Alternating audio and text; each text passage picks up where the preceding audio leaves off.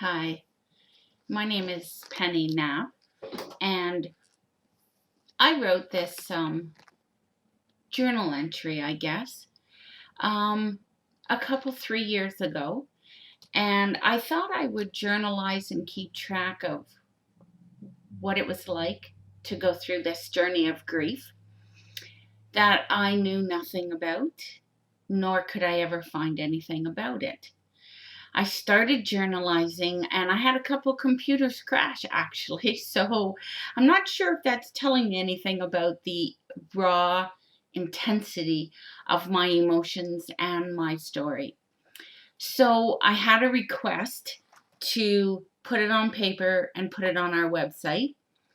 And then I recently had a request to read it, have it recorded, so that other survivors of suicide could relate to it. And I know you will. So, welcome to my journey of grief through the loss of my son by suicide. If you're reading this or watching this, either you're well enough now to step forward in your journey through grief, or you're looking for help for someone you know, or possibly you have some interest in the journey through grief of a survivor's loss after a suicide of a loved one. Whatever your reasons, welcome to my story of my journey through grief after my son Nicholas died by suicide at the age of 20 on May 19th, 2007. It was 6:15 Sunday morning when I awoke to voices downstairs. I sat up and listened for a moment and didn't recognize the low, slow-speaking voices. No laughter. Not more than one voice could be heard speaking at one time. I couldn't hear my husband, Larry's voice, among the other voices. I sat up and threw something over my nightgown and started down the stairs quietly, slowly, as not to be heard by the creaky wooden stair steps. As I approached the bottom step, I realized the visitors were not familiar to me, and I walked quickly and with curiosity. As I rounded the corner, I could see two women sitting in the kitchen. As I reached the doorway, I saw the black uniform. Then it hit me. Two police officers at my kitchen table. Why? I looked at my husband and asked, "What are you doing talking to these people without me being here?" Larry looked at me with puzzled eyes and replied, "They're talking to me, but I don't know what they're saying." I then looked at one of the officers, who immediately stood up and introduced himself and his partner, as well as the two women sitting in the distance quietly, like they had awoke from a dead sleep and unsure of why they were there. From that moment on, my life, our life, the family would never be the same again. I remembered leaning on the freezer close by, but not knowing if it was going to be my first support after not realizing something had entered my body. Like a cold ice cube going through my veins, so fast I had a hard time concentrating on what was really happening. Hearing my son Nicholas jump to his death. That ice cube turned to a serious overflow of boiling water and tingling through my whole body. At no time could I locate the hot, boiling blood. Yet it was cold. I'm sure. What was it? I later learned, or figured it to be, grief, trauma, pain, shock, the loss, and the flash of my son's life going before my eyes. I had to get a handle on my visions, my emotions, and not allow this foreign stuff to control me, as I have things to do. Our journey through grief over the next hour, day to come, the months were upon us in minutes. There is no time for preparation because you don't know what to prepare for. People came and people went. The phone rang. The dog needed to be fed. What time is it? Appointments. There are no appointments to think about or to remember because I don't know what is happening to my mind. My brain can't think. When does it stop? Will it go away? Ever? Will these people ever go away and leave me alone? Where is everybody? Why have they left us? What do I do now? What do I ever from this day forward do? Someone please help me. I'm not sure what to do or where to go. Who took my life and broke it into a 1,000-piece puzzle? Okay, I have to get control of things. Why must I cry so much? Have I eaten? God, I'm so tired. Where's Larry? What are Marcia and Melanie doing right now? What day is it?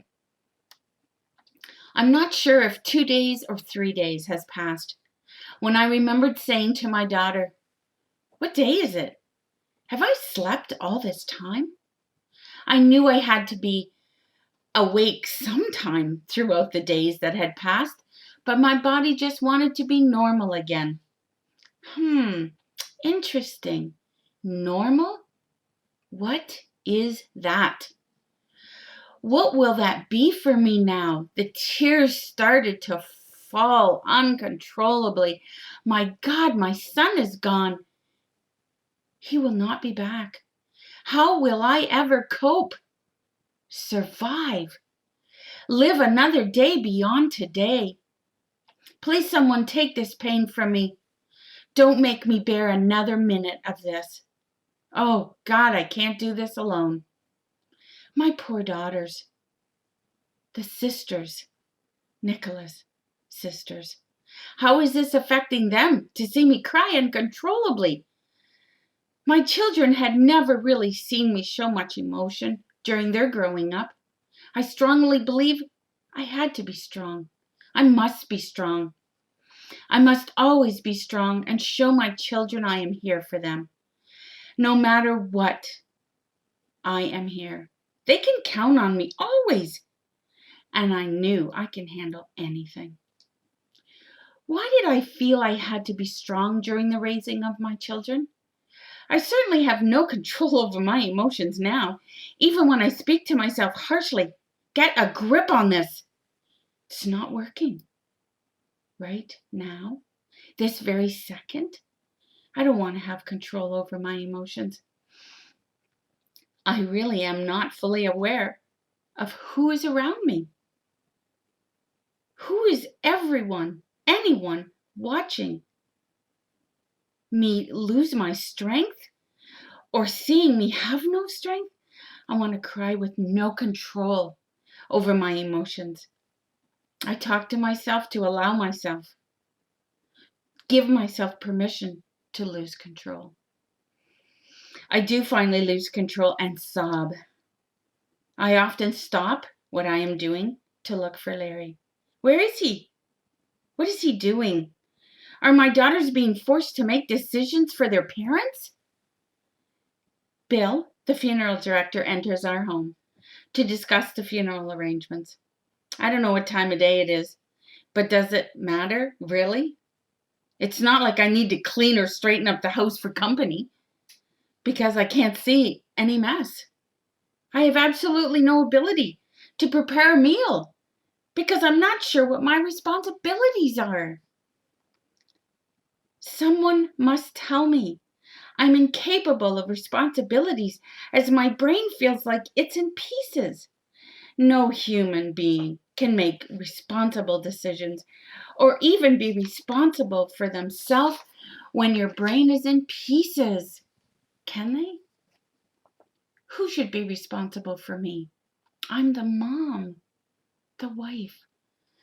I'm 48 years old. Please, I should be responsible for myself, but I don't want to be, not right now. Just for another day. Okay? My daughters seem to have it all under control. They are talking with Bill, the funeral director, about the songs, the pictures they want to use. They're going to design a bookmarker for all the people that visit the funeral home. The people will have a bookmarker to take home with them. How can the girls seem so together? I have a couple things to say. I tell them I want Nicholas to be cremated. I look at Larry, Nick's dad. I feel he should have something to say regarding his son's funeral planning. I look at Larry. He doesn't seem like he has any ideas right now. Why? We are all part of this planning thing. Why can't Larry be part too? He seems so distant. I remember feeling very strong about having everything at our house. The service. Bill suggests the funeral should be at the funeral home. People can come to our house after the funeral. That makes sense. Why can he make sense? Why does the funeral director seem so composed and so with it? I have trouble thinking about good and what bad thoughts are. Bill's very pleasant and thoughtful with us while planning next funeral. Oh my God. I never thought I'd be planning my son's funeral. I don't remember this in our marriage courses. We're Catholic. There was nothing in the lessons about your children dying before the parents. It's coming again. I can feel the emotions. They're overwhelming. My ability to say to myself, no, not right now. This is not a good time to sob uncontrollably. It will upset others in the room. Someone get me the instruction book to life. I don't remember receiving one when I got married and started having children. It's decided. Nicholas's cowboy boots will hold his ashes. Nicholas was such a cowboy. His cowboy hats, his boots, his belt buckles. Oh my God. What do I do with all this stuff? His room is full of his stuff, his belongings. This is all I have left of my 20-year-old son. Oh God, it's coming back. The tears are flowing and people look at me like, what? I know, they all know what it's okay to cry. It's okay to cry. It's okay to not be able to control your tears. So I'm giving myself permission to cry by a hug from my girls. I can't seem to think. I can't stop the tears. I don't like feeling sad and hurt. I don't really like feeling sad and hurt and feeling the pain of Nicholas, the loss of our son. Then the thought of the loss of suicide is so unbearable. Thoughts like, why? What must he have been feeling to plan and carry out a plan to die? Oh my God, where was I when those thoughts were there? I am sure I didn't miss something. I'm afraid to remember too hard in case I remember something important. Like what if he asked for help? Did I know that and forget to help him?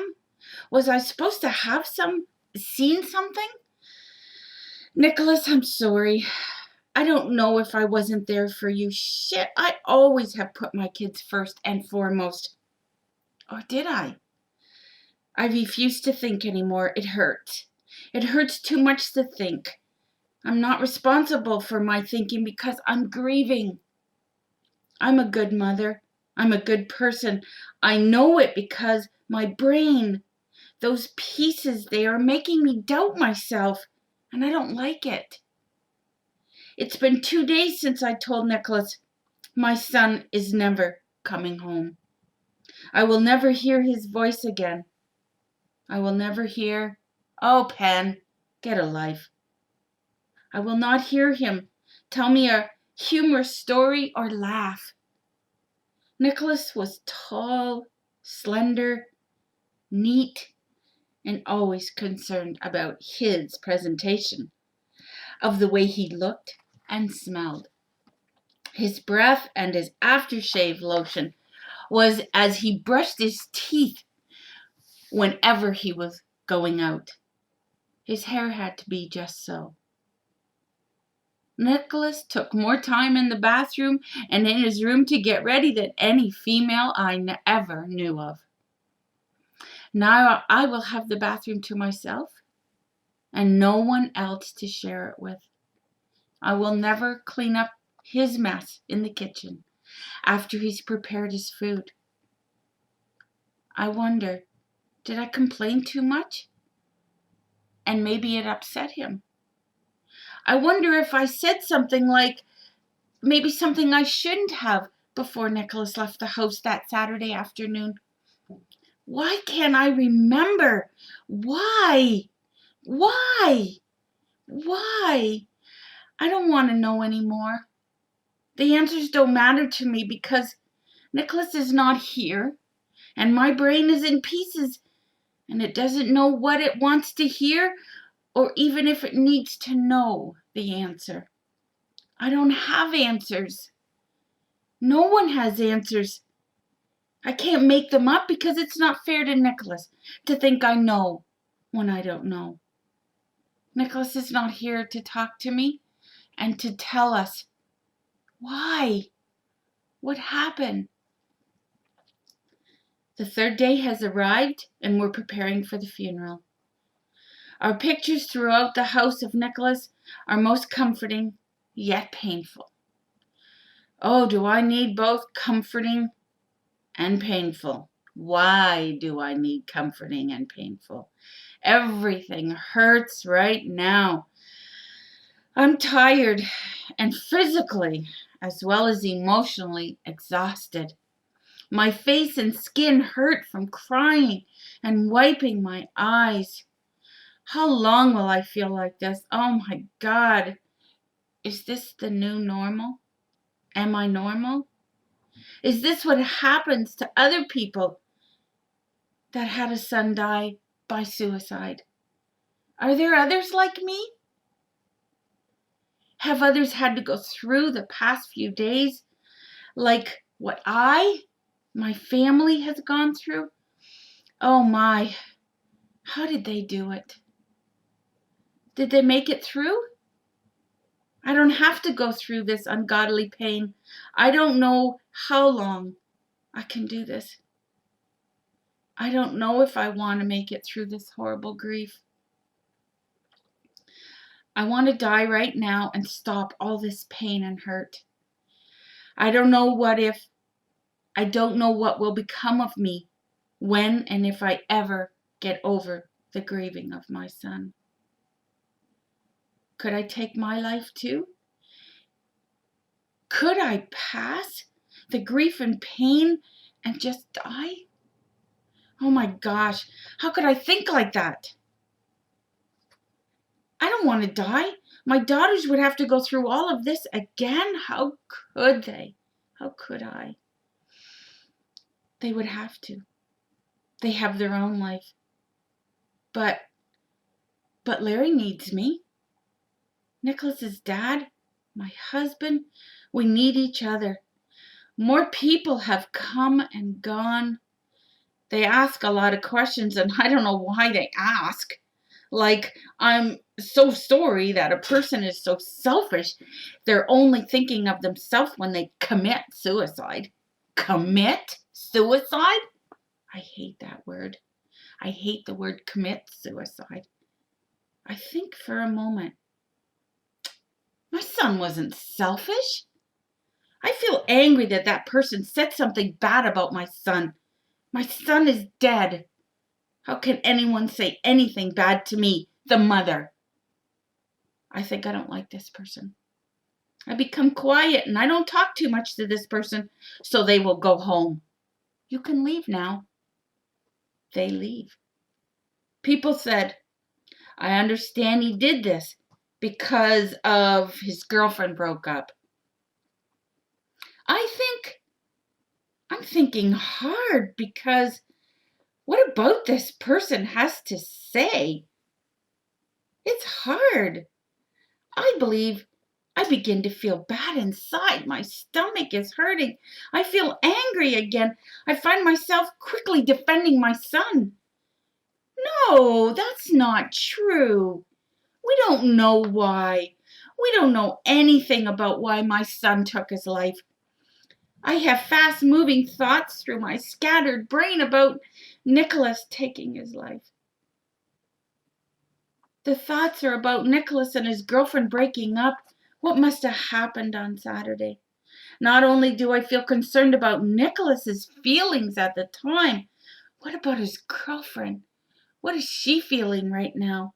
She must have been concerned, and if not, then there was no reason to be concerned, I guess. No, no one would kill themselves because of a breakup. It's gonna happen again. The emotions are overcoming me. The tears are streaming down my face. The person's feeling uncomfortable now for saying to me that awful statement. I understand he did this because his girlfriend broke up. How could a person say that to me, the mother? People can be so cruel, and people are cruel. Family and friends can seem cruel too. How can they be cruel? Don't they know I'm hurting and grieving the loss of my son? My only son, my youngest born. The first 2 weeks felt like something else was inside of my body, giving me directions and keeping me alive. I couldn't do anything on my own. Someone must have put 4 D-sized batteries in me, and that's what kept me moving, walking, talking, just being present. My body was physically present, but my mind was everywhere, out there in the universe. Things slowed down at our place. People stopped coming. The phone stopped ringing. The mail was not so much these days. I don't have a clue when I vacuumed last. Had enough time pasted that I could grocery shop. My head hurts to think about it. Oh my, did I pay the bills? I don't care. I just don't want to think about anything. Every time I look out the front door window, Nicholas' four-wheeled Jimmy sat facing the house like it was confused. What do I do with his truck? I had to go to the hardware store and I bought a huge for sale sign. I put it in the back window of the truck. 2 weeks passed. No one called or even inquired. Larry and I went to purchase a gravestone. We had to make a place for Nick's new home. Visual to visitors. I now have many, many thank yous to send out. I sat at my computer with a special program. I started sending card after card after card. I was exhausted, but couldn't stop until they were all in the mail. Phone calls regarding Nicholas's income tax, canceling his social insurance card, his driver's license, his bank account, his student loan. One day, while in Nick's room, I was standing in a daze with disbelief that this really happened. I heard the sound of a cell phone ring. It broke my daze, and I turned around to look at where the sound was coming from, and on the shelf next to Nick's wallet and truck keys, neatly placed, was his cell phone. I hesitated for a moment, but something inside reached out and picked up the phone, and with reluctance, I answered it. "Hello?" I said. A soft female in a quivering voice replied, "Oh, hi. I'm sorry, I just wanted to call and hear Nick's voice on his answering service. I replied, hi, I'm Nick's mom, and please call back. I will not answer the phone this time. A few seconds passed and the phone rang again. I stood while I thought about that poor girl, listening to her friend's voice to get some comfort while she grieves her loss of a friend. I wondered for a moment, did she leave a message? What kind of message could she have left for her friend? For my son? I picked up my phone and I dialed Nick's cell phone and I waited to hear it ring. Then the voicemail started. Hi, you've reached Dr. Nick. I laughed at the same time as I cried. I can't see you right now, I'm busy. I thought how I'd never heard his voicemail before. I wondered when he changed it. Dr. Nick, what a guy. Always thinking.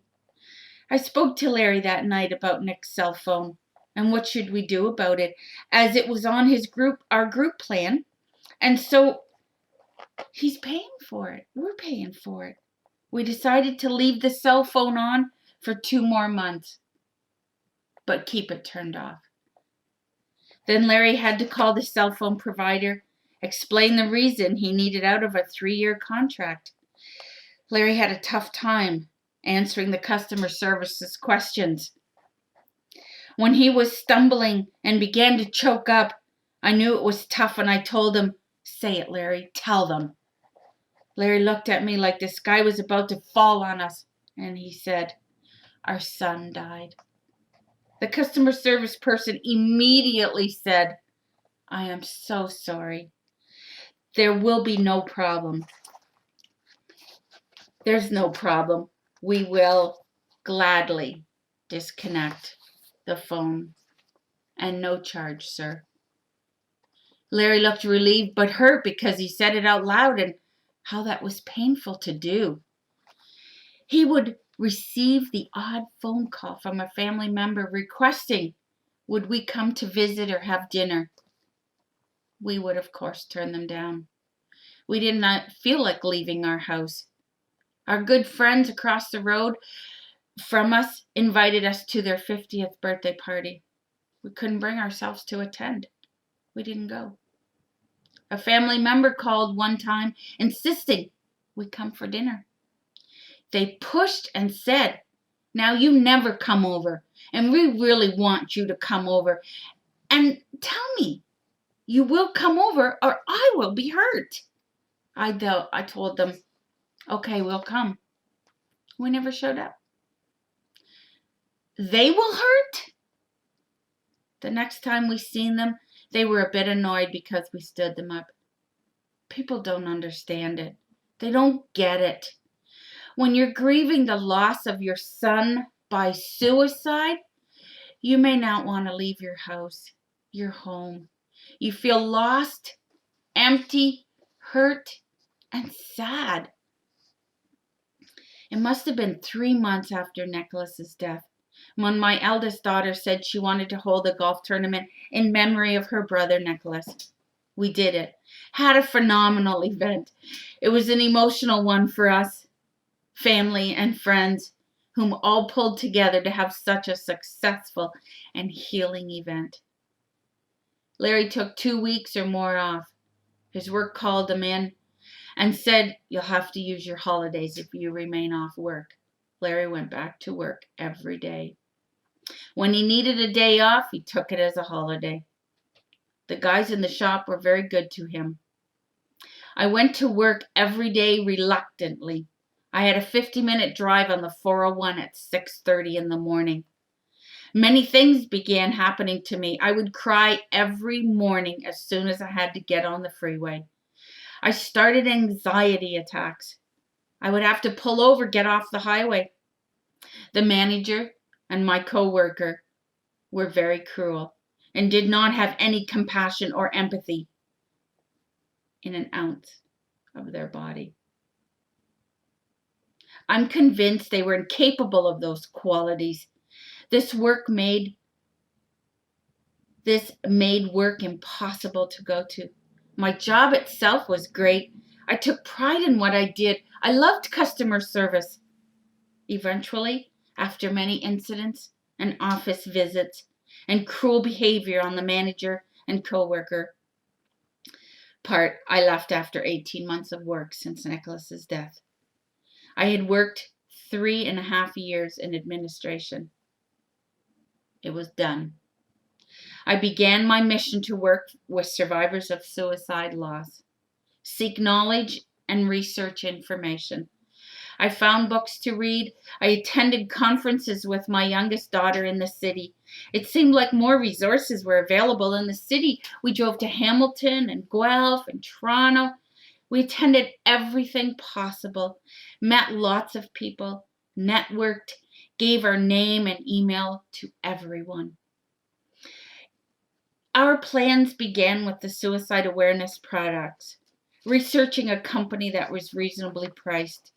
Then we had to market them. Let the survivors know they're not alone. They don't need to be alone.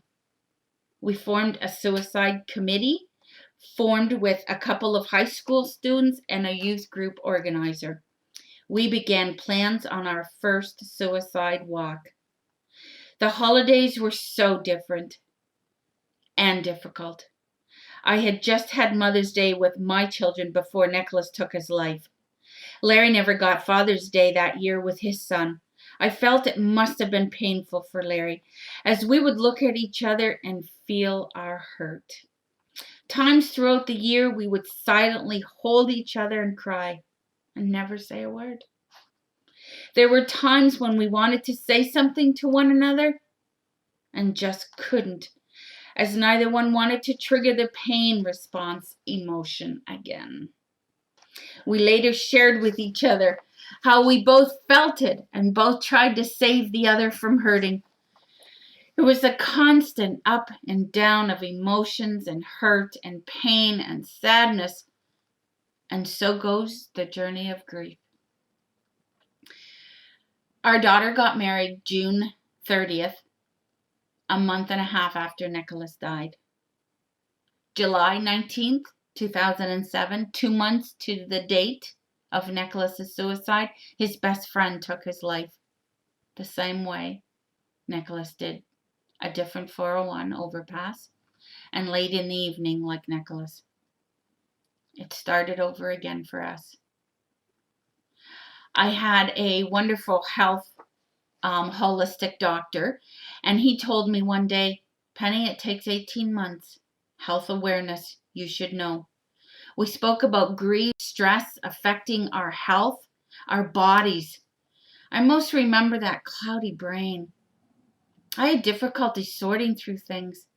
If there were more than one thing happening at one time, it would upset me because I couldn't think without feeling overwhelmed. I had symptoms throughout the first 2 years of anxiety, memory loss, digestive problems, headaches, confusion, disoriented, depression-like symptoms. I would feel a great feeling of sadness and emptiness, none of which were unusual. I'm very thankful for my health practitioner, as he was well educated, updated me on top of my health. I have met so many people that have been impacted by suicide loss. I wonder how I could have ever met or known. I wonder how could I have never met or known of such a loss, such grief, and so many grieving suicide loss before Nicholas's suicide. I have met and had the pleasure of reading wonderful educational and knowledgeable books and authors and speakers. I am thankful they were all available. I had a drive to survive this suicide loss of my dear son Nicholas. At the time I wrote this, it had been 3.5 years later, and the drive and determination was still there to survive my journey through grief. The only difference then And now is I have a drive and determination to want to help other survivors of suicide loss so that they will choose life, to live life again after their most tragic loss. 4 years, May 19, 2011, when I stopped and looked around, I looked back. I can't believe where I've been, how far I've come, and what grief looks like, feels like now. 2011 was a very challenging year for me because mentally and physically I was exhausted. The brain was so tired at times. Sometimes I thought it was time to just quit everything, stop doing what I was doing. It hurt at times. It was such a challenge for the blood to flow through my veins. Why am I so exhausted? I was feeling some hopelessness, helplessness, because Larry struggled very much with his grief. It had consumed him. The blood that once kept him alive was now keeping him in his grief, in his depression, his sadness. I often tried to talk to him, share what I could see was happening. I was beside myself because Larry refused to accept counseling. He wanted to be alone. He didn't admit he needed help to go through and sort with his journey of grief. We rarely spoke about much that whole year. Our communication and sharing events from our day was just not happening. Finally, one day last year, November 2011, a light switched on for Larry. And he realized that he can still grieve the loss of his son, as well as he can still live his life, not feel guilty, nor feel bad because he is going on. He smiles now. It feels good to me to see Larry smile and enjoy and experience joy in his life. This is now, after 5 years, this May, our new life together. It still includes our journey through grief, the loss and sadness and emptiness of our son, Nicholas. Even though it's 5 years, March 17th, Nicholas would be 25 years old. Both our daughters are married. A lot of things have happened that Nicholas spiritually attended, physically was not there. We've been through quite a journey. We've touched with many survivors of suicide loss. And I believe that that will be one answer through our journey of grief. Our new life will be touching the lives, networking with other survivors of suicide. We still have moments of tears and sadness, but we do have moments of happiness and joy. Reading this and revisiting my journey from the beginning was very tough and felt like yesterday.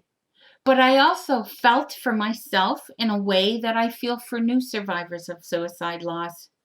How painful and saddened I am that they, as well as myself, had to endure.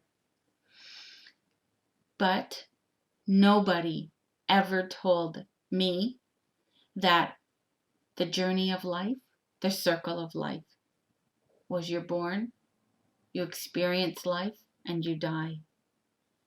I've become to understand we have no control over how we die, when we die, why we die. It's just the circle of life.